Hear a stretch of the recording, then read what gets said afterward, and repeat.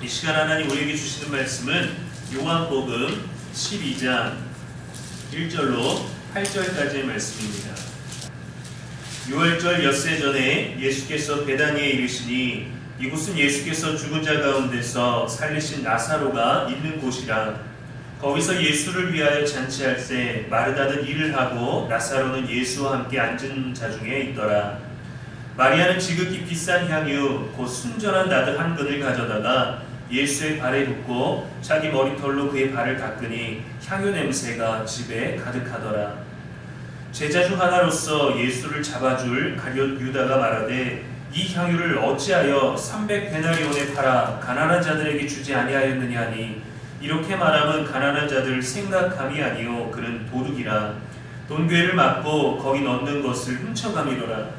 예수께서 이르시되 그를 가만두어 나의 장래할 나를 위하여 그것을 간직하게 하라. 가난한 자들은 항상 너희와 함께 있거니와 나는 항상 있지 아니하리라 하시니라. 아멘. 이는 살아계신 우리 하나님의 말씀입니다. 이 시간 기가 막힌 사랑의 타이밍이라는 제목으로 말씀 나누겠습니다. 어떤 일이 아주 기가 막힌 타이밍에 이루어지는 경우가 있습니다. 여러분도 일상에서 경험해 보셨겠죠. 신학교 다닐 때 한 동기 전도사에게서 이런 일이 있었습니다. 한 학기 등록금과 생활비로 딱 410만 원이 필요했을 때 돈을 구할 곳도 없어서 막막해서 기도하던 중에 새벽 예배를 드리는 중에 집사님 한 분이 찾아오셨대요. 갯돈을 탔는데 새벽에 기도하는 중에 전도사님이 생각이 났다고 하나님이 주시라고 하시는 것 같다 하고 아무 대가도 아무 얘기도 없이 그냥 그 돈뭉치를 드렸다라는 겁니다. 이 전도사님은 굶지 말고 식사하라고 책 사서 열심히 공부하라고 주시는가 보다, 아들 같은 마음으로 주셨나 보다 라고 감사함으로 받았는데 생각보다 뭉치가 컸던 것이죠. 확인해보니 400만 원이 들어 있었다라는 겁니다. 그렇게 감사하면서 당황하고 성전을 떠나지 못하고 학교 갈 시간까지 그 교회 안에 머물러 있었는데 나중에는 또 한 권사님이 찾아오시더니 편지 봉투를 하나 주시더라는 거예요. 필요한데 쓰세요. 마음을 담았습니다 하고 주셔서 확인해 보니까 그 편지 봉투에는 10만 원이 들어있었대요. 더도 아니고 덜도 아니고 하나님께 딱 필요한 금액을 요청을 드렸는데 여유있게도 부족하게도 아쉽게도가 아니라 딱 하나님께 구했던 그만큼을 주셔서 너무 놀랐다는 이야기를 나눴습니다. 기가 막히게 절묘하지 않습니까? 타이밍도 그렇고 기도했던 제목의 금액도 그렇고요. 오늘 본문은 마리아가 지극히 비싼 향유 곧 순전한 나드 한 근을 예수님의 발에 붓고 자신의 머리로 닦은 사건을 기록하고 있습니다. 순전한 나드란 뭘까요? 지극히 비싼 것이라고 일단 소개를 하고 있죠. 이것은 인도와 히말라야 고지대에서 자라는 스파이크 나드라는 식물의 뿌리에서 추출한 아주 고급스러운 향유입니다. 왕과 귀족들이 즐겨 사용했었고 장례 때 시신을 바르는 일에도 사용이 됐습니다. 오늘 본문에서 가룟 유다가 말하길 300데나리온에 팔 수 있다라고 얘기를 하죠. 데나리온은 당시 하루 노동자의 품삯입니다. 그러니까 1년치 연봉에 해당하는 양을 마리아가 부었다라는 거죠. 순전한 나드 한 근은 330ml 정도가 돼요. 보통 우리가 카페에서 커피를 주문하면 거기서 제공받는 커피의 양보다 조금 적은 양입니다. 지금의 가치로 환산해 보니까 4,500만 원이에요. 하나도 안 놀라시는군요. 이건 뭐지 하고 손가락으로 살짝 찍으면 수십만 원이 넘는 노동자의 며칠치 양이 된다는 거예요. 그래도 안 놀라시는군요, 여러분. 여러분, 이 향유는 아주 소량만 사용했습니다. 왜냐하면 그 가치를 모두가 알기 때문이죠. 몇 방울만 사용해도 강한 향이 지속이 됩니다. 우리가 향수를 사용할 때도 향이 좋다고 막 들이붓는 게 아니라 찍어서 조금만 바르거나 조금만 뿌려서 사용하지 붓지 않잖아요. 그런데 마리아는 한꺼번에 한 병을 전부 부어버렸어요. 한 남자의 1년치 노동값 전부를. 3절에 보니까 향유 냄새가 집에 가득하더라 기록합니다. 아무리 귀한 손님일지라도 맞이하는 데 있어서 죽은 사람을 위해 사람은 아끼지 않겠다라고 생각하겠지만 손님이 한번 방문한 것 때문에 한 병을 붓다니요. 오늘 이 잔치에 예수님이 살리신 나사로도 있었습니다. 죽은 나사로가 동생 마리아의 행동을 보고 또 죽을 만큼 기겁하지 않았을까요? 저게 얼마인데 하고 말입니다. 마태복음 26장에 보면 제자들 모두가 화를 냈다라고 기록되어 있어요. 가룟 유다만이 아니라 다른 제자들도 이 향유의 가치를 지금 뭔가 낭비하는 것 같은 느낌을 받았다라는 것이죠. 우리도 누구나 비슷하게 생각할 겁니다. 우리가 사과나 배와 같은 과일을 깎는데 껍질을 너무 두껍게 깎으면 그렇게 깎으면 안 된다고 아깝다라고 하지 않습니까? 배가 별로 고프지 않은데 뷔페나 음식을 담을 때 너무도 과한 양을 담아서 결국엔 먹지도 못하고 버리게 되면 우리는 그걸 낭비라고 생각합니다. 음식의 가치와 농부의 수고를 알기 때문이죠. 동네 가게에서 살 수 있는 간식들이 휴게소나 관광지에 가면은 가격이 터무니없이 더 비쌉니다. 그래도 그냥 분위기 때문에 그러려니 하지만 그래도 우리 아까워하지 않습니까? 만약 한 번 바를 때마다 피부가 5년이나 젊어지는 그러한 효과가 있는 화장품이 있다면 정말 비싸겠죠. 그래도 그 효과 때문에 많은 사람들이 살 겁니다. 저도 사고 싶어요. 엄청난 부자가 아니고서는 막 바르지 못할 겁니다. 아껴서 바를 겁니다. 필요한 정량만큼을 쓸 겁니다. 오늘은 굉장히 특별한 날이고 오늘은 중요한 약속이 있고 중요한 모임이 있으니까 더 젊어져야 돼서 25년 젊어져야 되겠다고 5배를 바르지 않을 겁니다. 왜냐하면 귀하고 소중하고 그 가치를 알기 때문이죠. 누구나 아는 이 상당한 귀한 향유 한 병을 부어버렸어요. 오늘 요한복음에는 발에 부었다라고 이렇게 기록합니다. 근데 마태복음 26장과 마가복음 14장에 보면 예수의 머리에 부으니라고 되어 있어요. 되게 귀한 손님이 오면은 이 향유가 엄청 비싸고 귀한 것이기 때문에 흩날리게 뿌리는 것이 아니라 그 사람의 가장 중요한 머리에다가 뿌려줍니다. 찍어 발라주는 거예요. 살짝 몇 방울 불어서 그것이 살짝 흘러내리도록 해줍니다. 마태와 마가는 기름 붓는 장면을 묘사해서 머리에 부었다라고 했고, 요한은 그 결과를 묘사하기 위해서 발에 부었다라고 표현을 했어요. 머리에 부었던 기름의 양이 적지가 않으니까 몸을 타고 흘러내려서 두 발까지 왔기 때문에 요한은 발에 붓다라는 결과적인 표현을 사용한 겁니다. 게다가 이 상황에서 마리아는 머리를 풀어서 예수님의 발을 닦아드렸어요. 사실 이 모습은 감동적이기도 하고 나는 과연 저렇게 헌신할 수 있을까 우리는 그런 믿음의 영역에서 보지만 그냥 사실적으로 본다면 굉장히 오해받을 수 있는 장면입니다. 보수적이고 더 엄격했던 유대 사회에서 마리아의 이런 행동은 누가 보기에 위험하기까지 합니다. 남편도 아니고 연인도 아닌 아무리 산호하는 흠모하는 자라고 할지라도 남자에게 가서 자신의 머리를 풀어서 그의 발을 닦는다? 굉장히 위험하죠. 연인들 사이에서 젊은이들도 소소하지만 뜨거운 논쟁들이 있습니다. 깻잎 논쟁, 블루투스 논쟁, 새우 논쟁 같은 것들이요. 밥을 먹고 있는데 연인이 아닌 이성 친구가 깻잎을 뗄 때 그 깻잎이 잘 떼어지도록 젓가락으로 잡아주면 된다 안 된다, 이게 깻잎 논쟁이에요. 하면 된다, 할 수 없다, 논쟁이 된 거죠. 이성 동료나 친구가 블루투스 이어폰을 한쪽씩 나눠 끼는 것에 대해서, 아니면 이성 친구가 차에 탔는데 연인이 아닌, 애인이 아닌 이성 친구의 블루투스 연결 목록이 그 차 내비게이션에 있는데 그게 된다 안 된다, 이게 바로 논쟁인 거예요. 새우를 상대방에게 까주는데 애인이 아닌 다른 이성 친구나 상대방에게 까주는 것에 대해서 까줘도 된다 안 된다, 이게 바로 새우 논쟁이에요.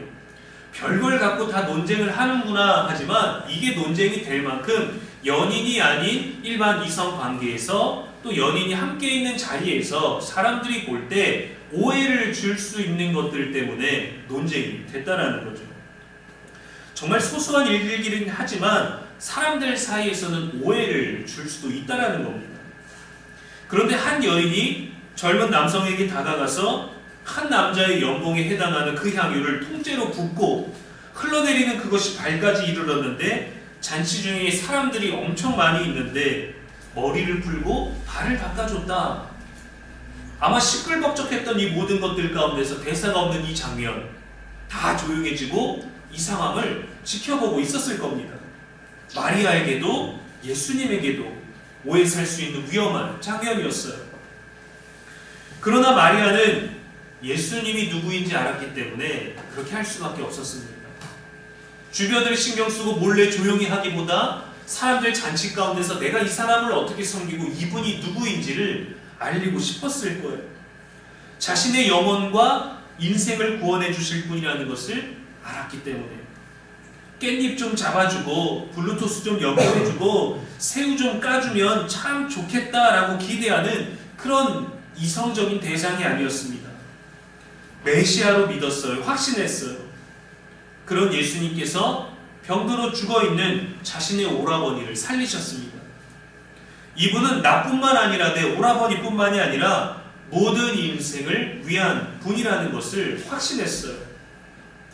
많은 사람들이 들떠있는 잔치 중에 있었지만 마리아는 예수님 먼 발치에서 사람들 사이에서 조용히 걸으면서 식사하는 예수님을 보고 있었겠죠.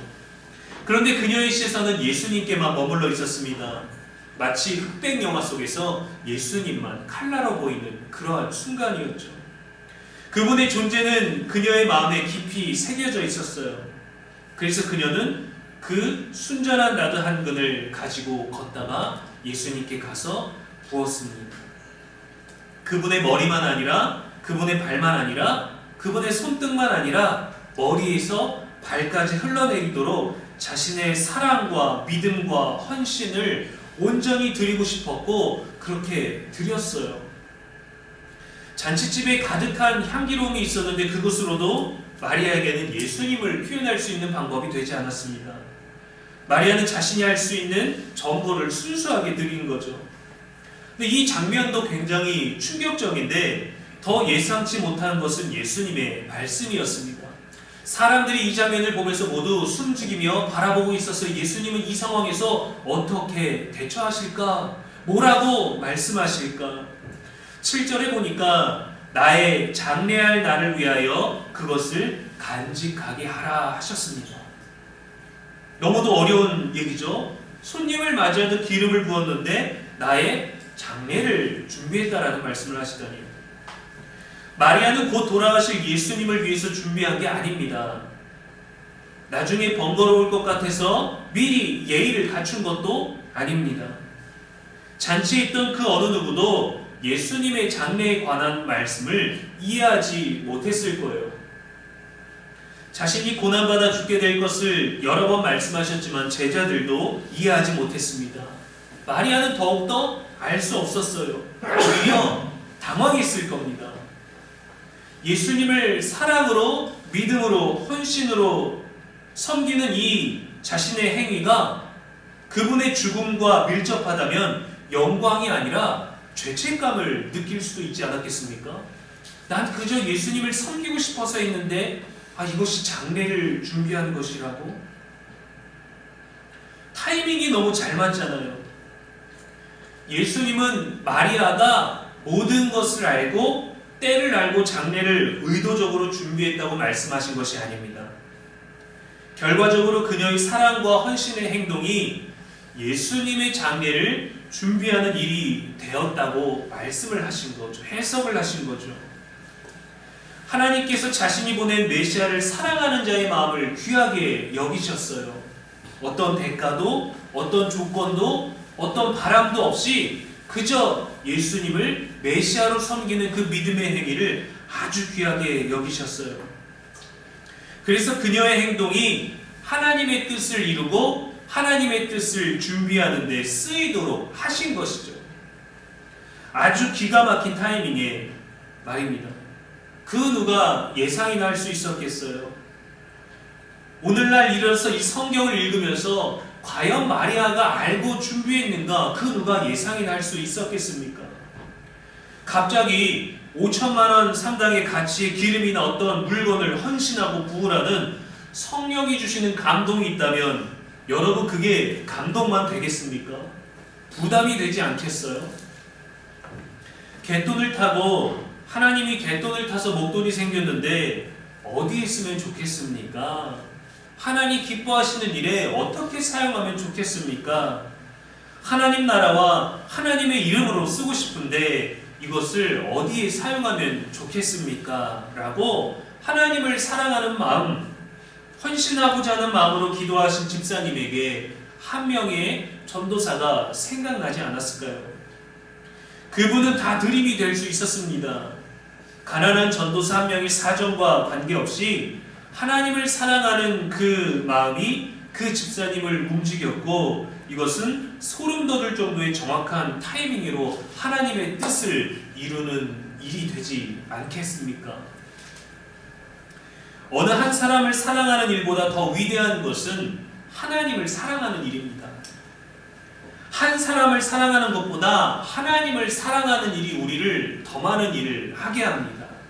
계산적이지 않게 하고요. 진정한 사랑을 베풀 수 있게 하고요. 진정하게 사랑받는 법과 사랑받는 법과 사랑 주는 법도 깨달아 알게 하고 조건 없이도 베풀 수 있는 그런 모든 덕을 세우는 것 바로 하나님을 사랑하는 일이 우선적이어야 합니다. 받으려고만 하면 일어나야 할 일이 일어나지 않았을 때 우리는 실망합니다. 내가 원하는 타이밍에 그 어떤 일도 일어나지 않았기 때문이죠. 아무 말도 하지 않고 듣지 않고 어떤 일이 일어나기만을 바란다면 그건 점쟁이를 말하는 거예요. 오늘 말씀이 우리에게 알려주는 사랑은 그렇지 않습니다. 깻잎 논쟁, 블루투스 논쟁 이런 거 하지 않습니다. 논쟁이 아니라 그저 내가 어떻게 하면 살아갈 수 있을까? 내가 어떻게 하면 섬기고 순종할 수 있을까? 베풀 수 있을까? 위로할 수 있을까? 선을 행하고 사랑을 행하게 되는 거죠. 그것은 말씀에 기도하며 근거하며 기도로 움직이고 하나님을 사랑하는 것으로부터 시작됩니다. 예수님의 사랑은 우리의 질병 하나를 고치신 게 아닙니다. 우리의 큰 문제 하나만을 해결해 주시는 게 아니에요. 자신의 전 존재를 내어주신 십자가의 사랑이 바로 예수님의 사랑입니다.